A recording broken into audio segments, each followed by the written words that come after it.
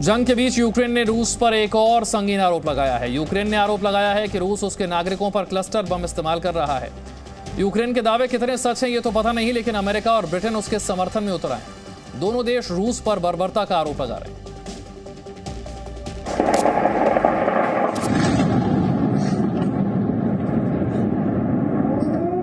Ukraine पर रूस ताबड़तोड़ हमले कर रहा है। रूस की मिसाइलें लगातार गरज रही हैं।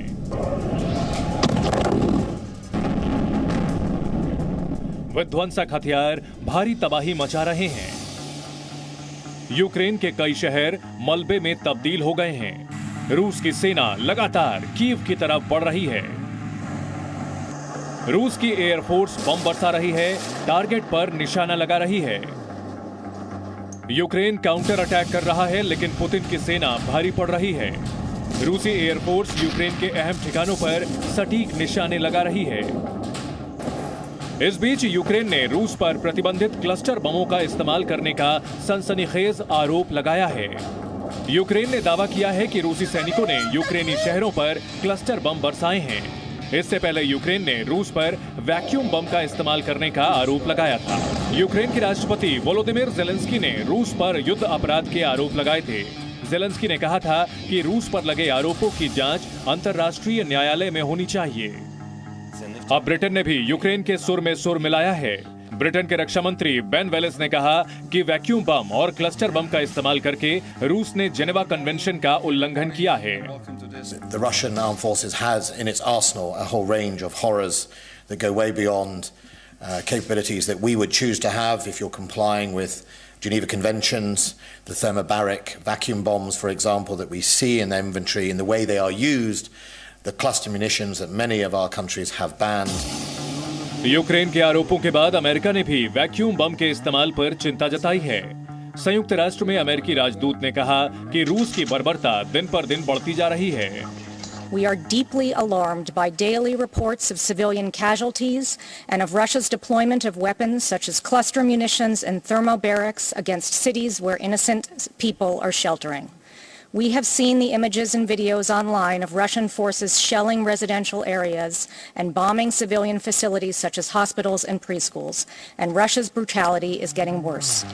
अमेरिका भले ही अब रूस को नसीहत दे रहा हो, लेकिन उसने लादेन पर अफगानिस्तान में हमला करते समय इस तरह के बमों का भरपूर इस्तेमाल किया था। 57 देश हैं जिसके पास एक क्लस्टर बॉम्ब्स है, और कुछ देशों का नाम लें तो वो है Belarus, China, India, Iran, Israel, Pakistan, Romania, Russia, Turkey, Ukraine and USA, और भी बहुत देश हैं। टोटल 57 देश हैं। दरअसल क्लस्टर बम कई बमों का गुच्छा होता है। इसे दागते ही इसमें तमाम बम निकलकर दूर तक फैलकर मार करते हैं। क्लस्टर बम में सैकड़ों सब म्यूनिशन होते हैं, यानी छोटे छोटे विस्फोटक निकलते हैं। कई फुटबॉल मैदानों के आकार जितने बड़े इलाके में असर होता है। हमले का शिकार बने नागरिकों को अपंग कर देता है या जान ले लेता है। इसे विमान से गिराया जा सकता है या लॉन्चर से लॉन्च किया जा सकता है। ये हवा में ही अपने अंदर से कई बमों को बिखेरता जाता है। जमीन पर पड़े बम का पता लगाना और निकालना मुश्किल होता है। जंग खत्म होने के बाद लंबे समय तक लोगों के लिए खतरा होते हैं। क्लस्टर बम क्या होता है? क्लस्टर बम बॉम्ब्स का समूह है जो फटता है और फिर मल्टी टारगेट्स को अटैक करता है। ये एयर ड्रॉप हो सकता है और ग्राउंड से भी लॉन्च हो सकता है, और इसको यदि अनएक्सप्लोडेड है तो कॉन्फ्लिक्ट ख़त्म होने के बाद भी ये खतरा रखता है और ये ज़ख्मी कर सकता है बिल्डिंग को, पर्सनल को, आदमी को। अगर यूक्रेन, अमेरिका और ब्रिटेन का दावा सही है तो ये बड़े खतरे की तरफ संकेत दे रहा है। एक ऐसा खतरा जिसका अंदेशा युद्ध खत्म होने के बाद तक बना रहेगा। ब्यूरो रिपोर्ट, जी मीडिया। रूस और यूक्रेन के बीच युद्ध के अब 11वां दिन है ये, और अब तक ये जंग धीरे चल रही थी, लेकिन अब माना जा रहा है कि युद्ध भीषण रूप ले सकता है। ऐसा हम क्यों कह रहे हैं, आइए आपको दिखाते हैं इस रिपोर्ट में।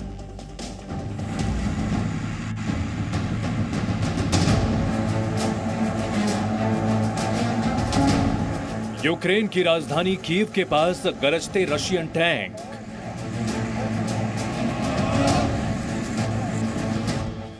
यूक्रेन के शहरों में आसमान से बरसती रशियन मिसाइलें।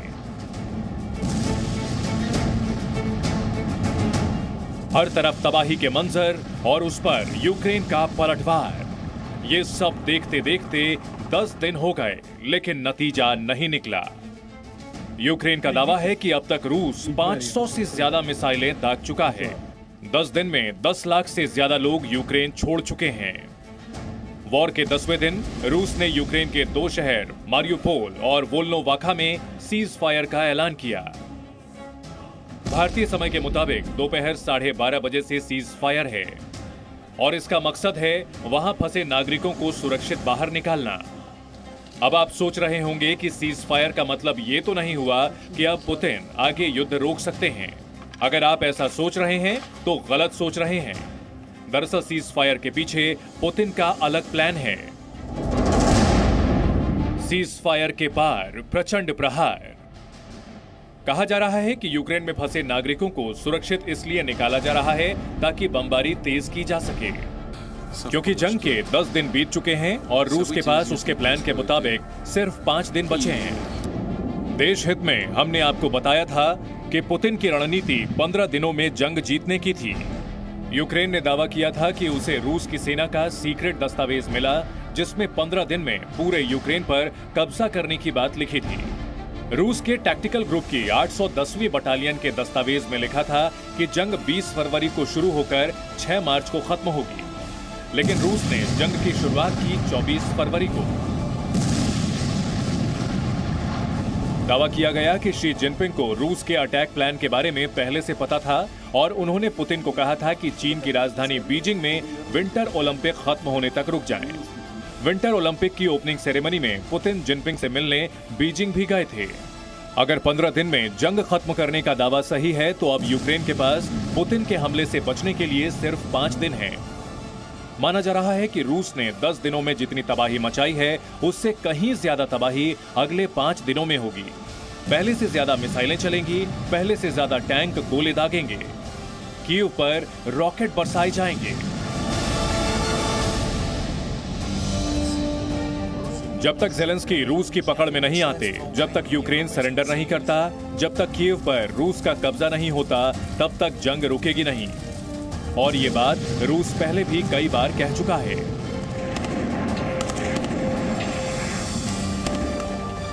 Очень надеюсь, что вот сейчас перебесятся наши главные партнеры, и мы будем готовы разговаривать, но разговаривать, как я уже сказал, исключительно по-деловому, прагматично, на основе равноправия.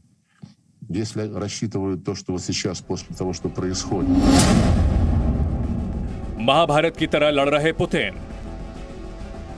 युद्ध को लेकर तो पुतिन की चौतरफा आलोचना हो रही है, लेकिन एक बड़ा खेमा ये आरोप भी लगा रहा है कि पुतिन 10 दिन में भी यूक्रेन जैसे कमजोर देश को हरा नहीं सके। ये एक तरह से पुतिन की हार ही है। लेकिन पुतिन इस लड़ाई को महाभारत की तरह लड़ रहे हैं। कहा जाता है कि मानव इतिहास में पृथ्वी पर महाभारत से बड़ा कोई युद्ध नहीं लड़ा गया, लेकिन महाभारत की लड़ाई कुल 18 दिनों तक चली थी। इनमें से पहले 10 दिन तो सिर्फ भीष्म पितामह और पांडवों के बीच युद्ध हुआ था, लेकिन अगले 8 दिनों में पूरी कौरव सेना कुरुक्षेत्र में लाश बन गई। क्या महाभारत की तरह रूस और यूक्रेन का युद्ध अब भीषण रूप लेगा? क्या अगले 5 दिनों में यूक्रेन का विनाश तय है? ब्यूरो रिपोर्ट, जी मीडिया।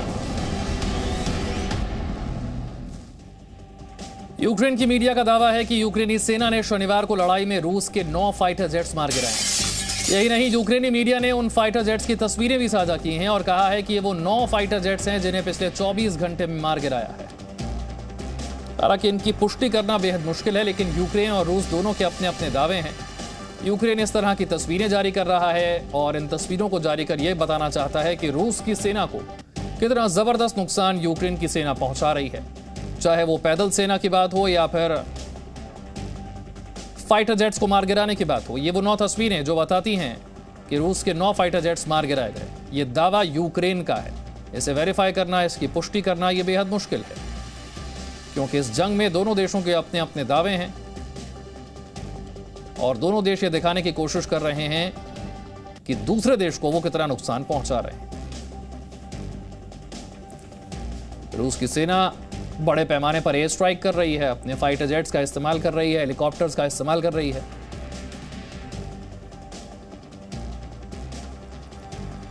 कौन कौन से ये विमान हैं, जरा इस पर नजर डालते हैं। इसमें Mi-8 है, Mi-24 है, सुखोई 30 है, सुखोई 34, 25, ये सभी शामिल हैं। Mi-8, Mi-35 आधुनिक लड़ाकू विमान जो कि यूक्रेन के हिस्से में दाखिल हुए, वहां पर एयर स्ट्राइक कर रहे थे, लेकिन एयर डिफेंस सिस्टम यूक्रेन का जिसने इन्हें मार गिराया। Presenting V News app available on Google Play and App Store. Download it now.